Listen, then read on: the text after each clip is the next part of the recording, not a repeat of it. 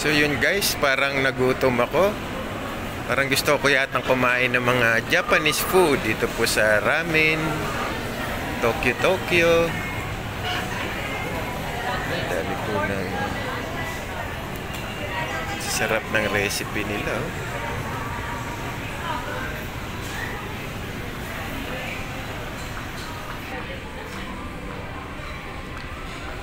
At saglit pa guys ay nandun na po tayo sa third floor ng food hall ng airport na iya. Silipin muna natin guys yung mga pasahero sa baba. Yan, nandito na tayo.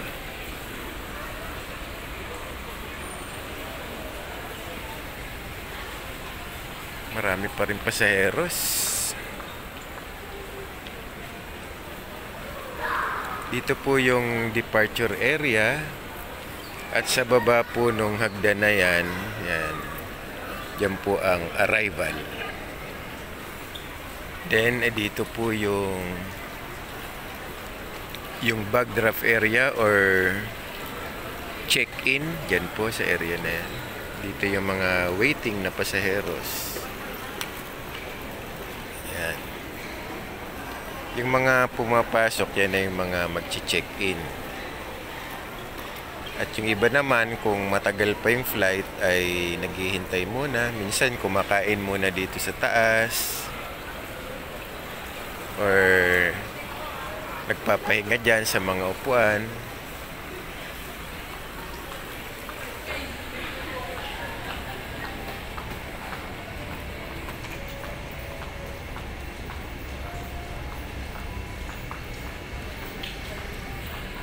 So, yan po ang mga pasaherong mga Koreana. Yan.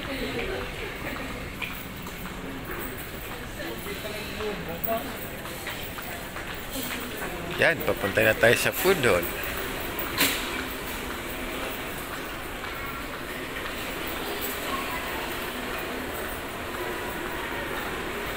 So, hanggang dito lamang guys. Puputulin ko ng aking vlog.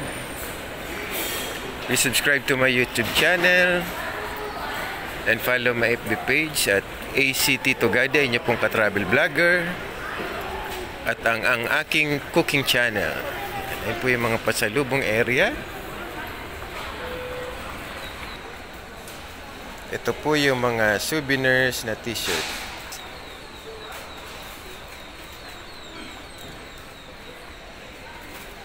At ito pa yung mga colored na t-shirt na souvenir.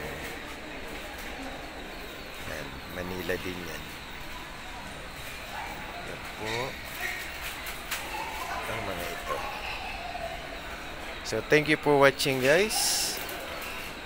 Hanggang sa susunod pa nating mga vlogs.